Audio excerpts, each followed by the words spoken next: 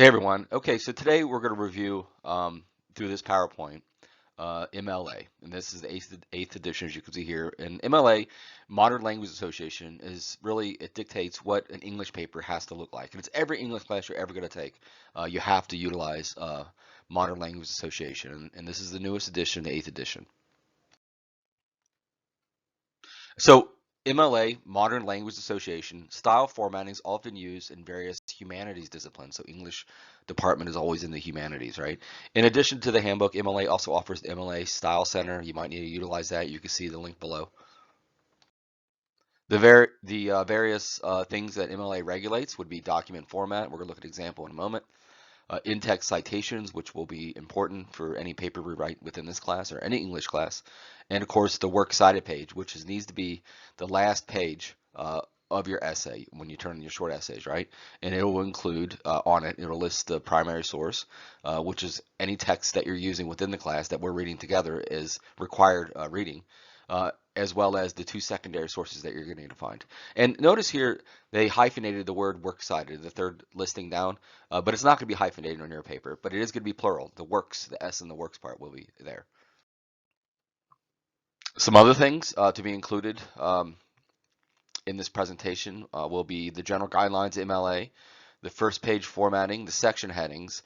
Now, if you do a larger paper, I don't know, 20 to 30 pages, for an essay, you might have section headings, but within this, our papers that we're writing within this class, we're not going to have section headings. In-text citations, formatting quotation marks, documenting sources in MLA to include core elements and list of works cited. And we're going to elaborate at those in a moment. Really, all this slide is sort of saying is that we agree upon a certain level of rules for MLA within this class.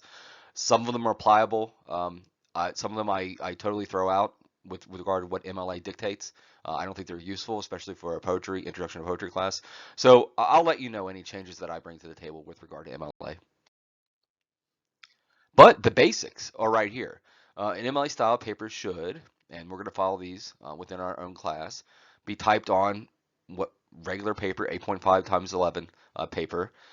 Double space everything. That's going to become important. So I can make margin comments for you. That's typically why we double space within every paper you're going to write in an English class. Use 12-point Times New Roman or similar fonts. And I'm going to break ranks with MLA here. Just use Times New Roman.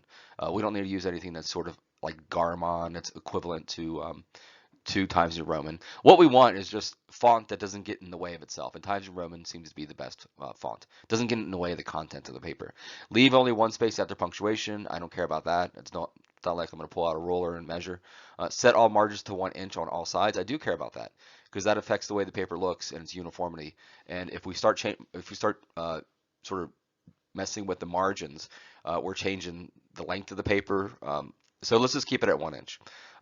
Indent the first line of paragraphs 1/2 inch. So just indent, hit the tab button. And Microsoft Word, and hopefully we're all using Microsoft Word, is pretty intuitive. So once you indent the first paragraph, it's going to catch on and start indenting each subsequent paragraph. Some other formatting rules with regard to MLA style formatting is to have a header with page numbers located in the upper right hand corner. So if it was my paper that I was writing, it would be Jackson space page 1 on the first page. Jackson space page 2 on the second page, and all in the top right hand corner. Ask me we're going to look at an example of that in a moment, but reach out to me if you have any issues with regard to embedding that header. Use italics for titles of container works. So a container work is just a book, anything that contains the information. So for us, in looking at our first text, Black Aperture, it's italicized because it's the title of the book collection of poetry. The individual poems within the book would be quotation marked.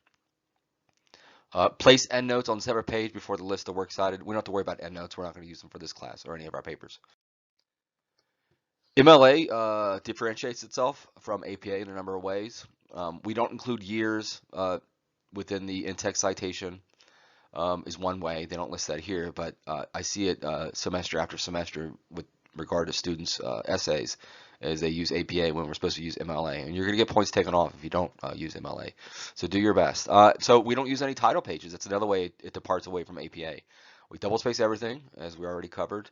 In the top left-hand corner, you're going to have list your name in this particular order, your name, your full name. It doesn't have to be your middle name, but your first and last name. My name, so Jeremy Jackson. The course, English 235. The date in the upper left-hand corner. Center the paper title. Right after you list your name, my name, the course, the date. Then hit enter and center the paper title. And then create a header in the upper right-hand corner, as we already spoke about with your last name and then the page number. And here we go. Here's an example what the paper formatting should look like on the first page, right? The very top of the first page. This individual's last name name is Charlotte Lucas. The instructor for the class is Dr. J. Austin. The English class is English 106, and the date is 12 October 2008. Now look at the formatting of the date. This is proper MLA formatting. The day as a numeral, the month completely spelled out, and then the year, the full year, right? So ours would be 2020. And then the top right-hand corner has the author's last name of this essay, Lucas, space, and then the page number. And make sure too that the page number advances every page. So page one, I can't tell you how many essays I get that I'll get. Say for this example, Lucas page 1, and then page 2 will have Lucas page 1, and then page 3 it'll say Lucas page 1. So just make sure it's advancing. And then right after the date, 12 October 2008, they hit enter once, and we can see everything is double spaced, and you can see the centered line is the title. I can see that. I know it's the title because it's centered, right? If it was left justified, I would think it was part of the body of the paragraph, but you center it to differentiate it from the body of the paragraph. Then you get the first paragraph is indented, and every new paragraph after the first paragraph would be indented. And make sure too, your first paragraph, the very last part of your first paragraph, I'm not going to say last line, but the last sentence of your paragraph is your thesis statement. Your first paragraph should always distill down to your thesis statement, what the paper is actually going to argue on behalf of. And remember, these are argumentative papers. You're going to speak about, say, the poetics of black aperture, and you're going to argue on behalf of it. I believe black aperture uses imagery in a very distinguished way to make it seem as if it's a very evocative poetry about the death of his brother. And then the whole essay would argue on behalf of that, pulling from the book itself, the collection of poetry itself, examples of that, and then reaching out to two outside sources to sort of corroborate that, right? Okay, the in-text citation, these have become important within our essay. In-text citation, it's a brief reference in your text that indicates the source you consulted. So if for black aperture, the way it would be look like in the in-text citation would be the author's last name, Rasmussen, right? So if you're referencing a poem that's on page 6 and you give a quote from that poem, the in-text citation would be in parentheses, open the parentheses, last name of the author, Rasmussen, no comma, no punctuation at all within in-text citation, space, and then the page number that you pulled the quote off of, and then close the parentheses, and then you get the punctuation, the period, to close out the sentence. It should direct readers to the entry in your works cited list for that source. So the in-text citation, what it looks like, and should always correspond to an entry on your works cited page. The in-text citation should be unobtrusive. Provide the citation information without interrupting your own text. So it should not get in the way. MLA tries to streamline what an in-text citation looks like. It should not get in the way of the content of your paper. It should just be something that's, if it's a really long title that you have to use in your in-text citation, and we're going to look at that later, in the absence of not having an author that we want to quote, say we find a really good quote out there floating out in the internet, right? It's a really great quote. We think it has everything to do with help corroborating what we're talking about within our essay. We want to use that direct quote within our essay. There's no author. We can't find an author. There's no author's last name. And this happens all the time, especially if you look at, say, Stats Canada or any government website. You hardly ever get an author's last name. So what do? You use the title of the article, whatever the article title is, right? So, and you have to put it in quotation marks. But what if the title's really long, like, I don't know, 6 words long? This is where the unobtrusive part comes in. You have to shorten the title to the first, say, 3 words, or say for this class, okay? And then you close the quotes, you open the quote on the title, close the quote on the title, and of course it's inside parentheses as well. In general, the last rule here, the in-text citation will be the author's last name or abbreviated title, as we just spoke about. with a page number enclosed in parentheses. And remember too, gone are the days that we sit in the brick and mortar library and do research to find our references, our in-text citations that correspond to our works cited page. We reach out to the internet to do most of our research, whether that's library databases online or just newspaper articles or other government-ran websites or other sources as well. I'm not going to negate some sources. We can't use Wikipedia, as I mentioned before. Always go to the bottom of Wikipedia to the references, click on those. That'll take you to the original source. But gone are the days that we have page numbers. So it's okay if you don't have a page number that you from an article you read on a website where you want to use a quote from. You just can't include it. You're not going to make one up, right? Okay, here's an example of an in-text citation that's set up with a quotation, a quote from an author, right? So Wordsworth stated that romantic poetry was marked by a quote, a spontaneous overflow of powerful feelings, unquote. And then we get the page number, 263, period. Notice the page number is in quotation marks. It's the in-text citation. The reason we don't have Wordsworth within the in-text citation right next to page number 263 is because we mentioned Wordsworth in the setup for the quote. Wordsworth stated that romantic poetry was marked by a spontaneous overflow of powerful feelings. Close the quote, then page number. If you didn't have a page number with this Wordsworth quote, we don't include it. This would not have an in-text citation if we didn't have a page number, because we already mentioned Wordsworth, so you don't have to put Wordsworth in the in-text citation. So romantic poetry is characterized by, quote, the spontaneous overflow of powerful feelings, unquote. And you can notice here, because we did not mention Wordsworth in the actual setup for the quote, we include it in the in-text citation. So here you have the complete in-text citation. Wordsworth, or open parentheses, Wordsworth, space, 263, close parentheses, period. Notice there isn't any punctuation between Wordsworth and 263.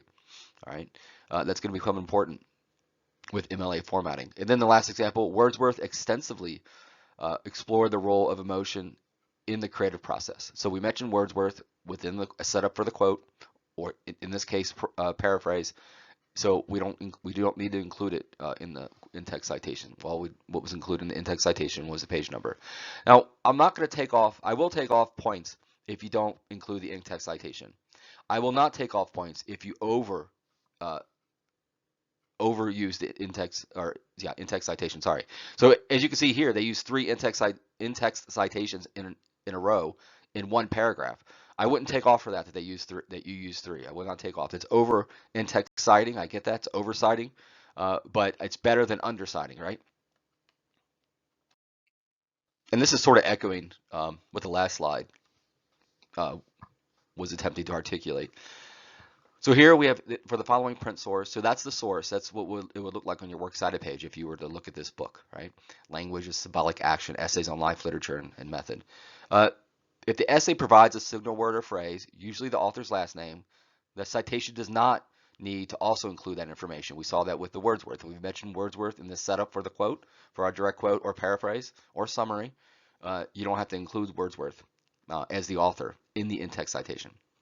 So the example they give here, humans have been described by Kenneth Burke as, quote, symbol using animals, unquote. And then just page 3, and then the period to end your sentence. Make sure that period is always on the outside of the in-text citation, never on the inside. That tells me that it goes with everything to the left, right? The 3 does. Page 3.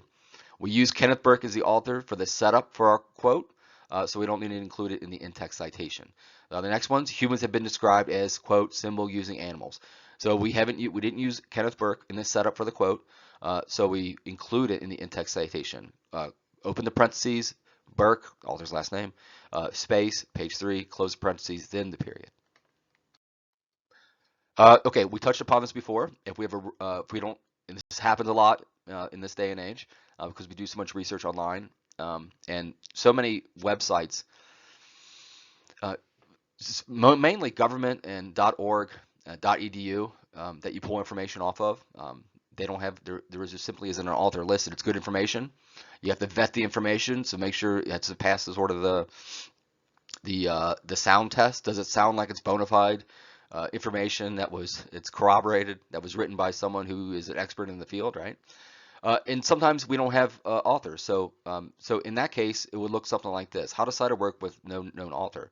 We see so many global warming hotspots in North America, likely because this region has, quote, more readily accessible climatic data, and more comprehensive programs to monitor and study environmental changes, end quote. Now we don't have an author. So we go with what would be the title of that article, and you're going to see in the next slide what the title looks like. But the title of this article was Impact of Global Warming, and it was longer than that. And so because it was longer, we shortened it, right, to Impact of Global Warming. I would be okay if you just do Impact of Global, right, shorten it to that. Always 3 or 4 words, right?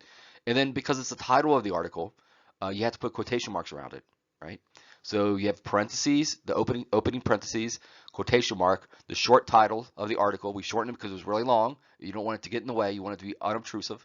Uh, and then close the quote to show that it was a title. Page space, page number, close the parentheses. Then you get your punctuation to end your quote. And here's what it would actually look like on your works cited page. And we can see the title still retains the quotation marks, quote or quotation mark, the impact of global warming in North America, and then end the quote, right? And so you can see on the last page that it was shortened to in the impact of global warming, right? Because of the in North America extends it out too much and it becomes too big on the page, and all of a sudden it's taken more away from how many words you're going to have in your essay. So that's why we really try to shorten these titles. On the works cited, it's going to be the full title. It has to be. But in the in-text citation, I would have shortened this to 3 words, or in this case, probably 2 words, or 4 words. The impact of global. Let me know if you have a question about reducing your title down in the in-text citation because it's so long. Always retain the original title on the works cited page, though. Okay, if you have work by multiple authors, which happens a lot, you have to use the Latin term et al., which is Latin for et alia, meaning and others. So we use et al. Within an English class when we have 3 or more authors. So if you're looking at a source that you want to use a quote from, you think it's great, maybe it was an anthology of poetry, and the anthology was compiled by 3 editors. So you look at the first editor that was listed on the anthology, say it was Smith. So you would have Smith and then space et al. With your in-text citation and page number. There is a page number. This is the only time you're going to have punctuation within your in-text citation is after the AL of all, right? The period. Otherwise, you would not have punctuation within your in-text citation within MLA. So Smith et al. Argues that tougher gun control is not needed in the United States. And then we get page 76 because we mentioned Smith, right? We mentioned the authors. Smith and others argues that tougher gun control is not needed in the United States. So since we mentioned Smith in the setup for the paraphrase, we don't have to include it in the in-text citation. The authors state, and then we get a colon, quote, tighter gun control in the United States erodes Second Amendment rights, unquote. Because we didn't mention specifically who the authors were in the setup for the quote, for the direct quote, we have to mention Smith et al. In the in-text citation and the page number as well, and then your period. A 2016 study suggests that stricter gun control in the United States will significantly prevent accidental shootings. We didn't mention an author at all. There were 2 authors in this case. So if you have 2 authors, you can go ahead and mention the author's last name, both of them, right? And you mention them the way they were mentioned. They were written on whatever the article is that you're reading or the book is that you're reading. In this case, Strong was listed first in the article, so they have to write Strong first in the in-text citation. So just Strong and Ellis, page 23, close the parentheses, then period. Notice they're not using the symbol for and, the ampersand, just write out and for this class, okay? Uh, this is one sort of way to incorporate other media um, into your essay, and I'm seeing this more and more. I used to not see this at all, but for whatever reason, because Facebook videos and um, YouTube is so prolific these days, a lot of individuals, and you can find good information out there. I mean, all the TED Talks that any instructor has ever presented to you or you've ever watched, I mean, that's fair game for pulling quotes out of, right? And they're all on YouTube, right? Or the internet in general. So if you were to say, in this case, they're using a TV show, Buffy the Vampire Slayer. If you were to use something that was audio or video, you have to use really the timestamp. And you can see here the Buffy, the first one, in text example. Buffy's promise that, quote, there's not going to be any incidents like at my old school, unquote, is obviously not one on which she can follow through. And so the episode was called Hush, right? And you would put the title of whatever you're listening to. If it was a YouTube video, you would put the title of the YouTube video here. And then the timestamp. And then the period. And then the works cited entry would correspond directly to this. So because we mentioned hush, the title of the article, or sorry, it would be the title of the episode here in quotation marks. It has to be in quotation marks and be the first thing we see in the works cited entry. If you end up using any audio or video, it would be really audio stamp um, from anything like YouTube. Um, let me know, and if you need help with formatting this. So this is just covering the idea that if you read an article, you read something online, it's from a bona fide source, you vetted it, it has a direct quote or paraphrase or summary that you really want to incorporate into your essay because it speaks directly towards your thesis statement and what you're attempting to argument on behalf of, then you can't include the page number. So for the first example here, disability activism should work toward, quote, creating a habitable space for all beings, unquote. And then we get the author in the in-text citation. So open parentheses, Garland, Thomas, or Thompson, and then close parentheses, then your period, right? And you can see this, the Garland Thompson has to correspond directly to your works cited entry. And you can see here it does. Garland Thompson is the first thing we see. Then we get her first name. And then you get the title of whatever it was that this individual was reading. It looks like an article title because it's in quotation marks. And remember too, your works cited has to be alphabetized. All right, so Garland Thompson has to be, the G in Garland has to be put in its proper order in terms of being alphabetized on the works cited. Okay, sort of a review. We looked at other examples of quoting, of direct quotes, and this is just a short prose quotation. So prose is just any type of text other than poetry. So if you go out there and read an article, that's prose. If you go out there and read a book and you want to use the quote from that, that's prose. So the example here, they give 3 different examples, depending on if you use the author's last name within the setup for the quote. So according to some, dreams express, quote, profound aspects of personality, unquote. So the author is Folks in page 184, though others disagree. The next one, according to Folks' study, dreams may express, quote, profound aspects of personality, unquote. And then we get page 184 because we set up the quote with the author, with Folks. And the last one, it is possible that dreams may express profound aspects of personality. Then the in-text citation contains both the author's last name, Folks, of who we're quoting, and then the page number itself. Okay, so there might come a time when you want to do something that's longer than 4 lines of prose. You go out there, you read a great article, it's got 6 lines. Now, notice it's 6 lines, not 6 sentences. There's probably 3 or 2 sentences here in this block quotation, but there's 1, 2, 3, 4, 5, 6, 7, 8, 7 lines of prose. 7 lines from an article that you read that you really think you want to use. You don't want to paraphrase it in your own words, but you want to use a direct quote, and this is a direct quote. This is what's called a block quote in the English discipline.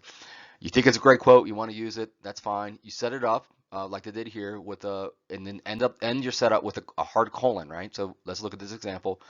Nellie Dean treats Heathcliff poorly and dehumanizes him throughout her narration, colon, and then you get the block quote, these lines that are more than 4. Notice there aren't any quotation marks around it. You have to indent, as you can see here. You have to indent one more time than you usually would when you start a new paragraph to set up a block quote. And then you do not include, that lets me know that it's a quote, direct quote, even though it has no quotation marks, that you indented one more time than usual. And then you end your quote with a period. Notice it didn't end with the quotation mark. So you end with a period, and then you give the in-text citation. Bronte, page 78. Now, this is different, obviously, from the regular quote, direct quote, right? Because it's much longer. I think it's to be avoided and to use it economically. I wouldn't use it a great deal because what does it do if you use 3 or 4 of these in a 3 to 5 page double-spaced paper? All of a sudden, your block quotes have written the paper for you. So I always advise students, if you feel a churning, yearning, burning desire to use one, fine. Use one. If you really believe it, it speaks directly towards your thesis statement and really helps buttress your argument. Great. You can use the block quote, but otherwise I would say avoid it. Okay, so finally we get to something that has to do with poetry, right? With regard to MLA. And the quoting is different than it's some of the formatting is similar to prose or to any text that we read, but some of it differentiates itself. So quoting 1 to 3 lines of poetry, which I think will be the norm within our class. What I don't want you to do is to quote a whole poem within your paper. right? That would be crazy because that would just take up the whole space of your paper, right? But just you want to pick or parse from the text, from the poem, whatever it is that you want to use, right? A couple lines, 1 to 3 lines in this case. So let's just read these and we'll look at how different they are and how they're formatted. Um, so Papaziah Rossi tells the statue that it will be a container for her feelings. Quote, and this individual sets up the quote with a colon, that's fine. Or you could do a comma. A comma or a colon always sets up a quote. Quote, the bright work grows beneath my hand, unfolding as a rose. Notice here, the bright work grows, then we get that dash, right? Or sorry, we get the backslash. And that tells us it's a new line. So whenever you write, incorporate a poem, the lines from poetry, 1 to 3 lines of poetry into your work, and you want to show that it was a line break, as we spoke about with elements of poetry, you use the backslash. And then at the end of it, notice we get the line number, lines 31 to 32. For us, all I want you to include is the 31 to 32, that your page range or your line range. That's the line number, okay? You don't have to include the word lines. It'll just be, for us, for this class, it would be parentheses, 31-32, close the parentheses, period. That would show the line number. And what you're going to have to do, I've had to do this many times. If you don't want to sit there and just count every time, count the lines in the poem, what I would do, and this is what I've done with all poetry that I've read and written essays on, is I have to go through and just number each line with a pencil in the actual book, the actual text. And it makes it much easier when I pull the quotes, the lines of poetry as quotes out of the book. I know the line number already. I don't have to start at the beginning and start counting and get the line number 63 and be like, okay, that's the line number I want. The second example here, in The Thorn, which is the title of the poem, right? You can see it's in quotation marks. Title of poetry is quotation marked. Wordsworth's narrator locates feelings of horror in the landscape. So they set up the quote with the colon, or you could do comma, and then we get the quote. Quote, the little babe was buried there, line break, beneath that hill of moss so fair, stanza break, the two backslashes equal stanza break. I've heard the scarlet moss is red, end quote. Instead of stanza number, or including stanza numbers, in the in-text citation, don't do that. Just do as we did above. Just put the line number without the word line, right? So we would include whatever lines those were. And here is a note just to reiterate this point. It's important. Books of poetry titles are italicized, while the title of a poem is quotation marked. Okay, so use block quotation for 3 or more lines of poetry, which we just reviewed. If the poem is formatted in an unusual way, reproduce the unique formatting as accurately as possible. So we spoke about that Billy Collins poem that was mimetic. He was writing about a waterfall. And so he made the poem look like a waterfall, right? So it was, every line was the same size. It sort of cascaded down the page to imitate a waterfall or to be mimetic of a waterfall. So that would be unusual formatting. But you need to reproduce it. If you pull lines from the poem and they're formatted in a special way, you have to accurately represent that special way on the page. And just as a quick overview, if you end up adding words to a quote, like actually within the quote, which is a no-no, right? Because you're changing the quote, the direct quote. It's okay though if you include it within right here, as we see within brackets. So we get an example here. Jan Harold Brunvard, in an essay on urban legend, states, quote, some individuals, and this is you adding words, who retell urban legends make a point of learning every rumor or tale, end quote, page 78. All right, so we're including it in brackets because we want to clarify. Whenever you want to, when you add words to a quote, it's typically because you want to clarify. You see this all the time in journalism, in newspaper articles, or magazine articles as well. The individual got a quote from someone. The journalist got a quote from someone. He ran back to the newspaper to type it out, right? And then he realized the quote was ambiguous. He didn't fully understand. He tried to call Jan Harold Brunvard back for him to clarify. He couldn't get a hold of him, so he said, you know what, I'm going to put in brackets. I'm going to clarify within the brackets for the reader so they understand. If you ever have to do that, if you're confused on that, just remember it's always to clarify. If you get a direct quote and you want to clarify any of the information within it so the reader has greater understanding, include it in brackets. And then if you are omitting words, instead of adding words, if you're doing the opposite, if you're taking words out, as you can see here, using the ellipses, this 3 dots, right? In an essay on urban legends, Jan Harold Brunvand notes that, quote, some individuals make a point of learning every recent rumor or tale. And then a lot was omitted, perhaps, and in a short time, a lively exchange of details occurs, unquote. You have the option. You can either do this, right? Say there was a big paragraph, and the author of an essay, you, wanted to include the beginning of the paragraph and the end of the paragraph. The middle of the paragraph had nothing to do with what you wanted to say within your essay. That's fine.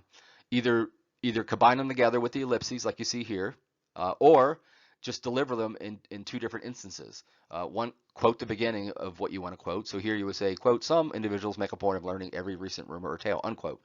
And then you would say, the author goes on to say, quote, in short time, a lively exchange of details occurs, unquote. So you can split up the quote, or you can use an ellipses to combine them together. So along the way, the basic format ultimately is this for your in-text citation and how it looks on the works cited page. You're going to have the author, the title of the source, the title of the container, and the container, remember, is either the website or the book itself, whatever book it comes from, or the website. Uh, other contributors, version, number, publisher, publication date, and location. At the end of the slide, I think it's the next slide, I'm giving you websites you can go to. You can enter the book and the author and all this information in. It'll pull it, it'll organize it for you in the way it needs to look, and you can just copy and paste it into your works cited. You have to always, when you do that, when you use these two sources I'm going to give you, you have to always make sure and go through and visually check for if it has all the parts that it needs to have. So here you go. If you need to review Modern Language Association, MLA, see the link below. This is where I sort of assembled this PowerPoint from. Purdue OWL, Purdue University, really great strong English department, and they do a great job of sort of giving you the guidelines for MLA. And if you need, in the bottom here, entry, if you need help in formatting works cited page, see links below. You have EasyBib, I think that's used a lot within English classes, as well as Citation Machine. And some individuals like to use Word. Microsoft Word has its own internal ability to format a works cited page and the in-text citation, so you can use that as well. Okay, that's the end of this presentation. As always, please email me if you have any questions or concerns at any time. I'll try to get back to you as soon as possible.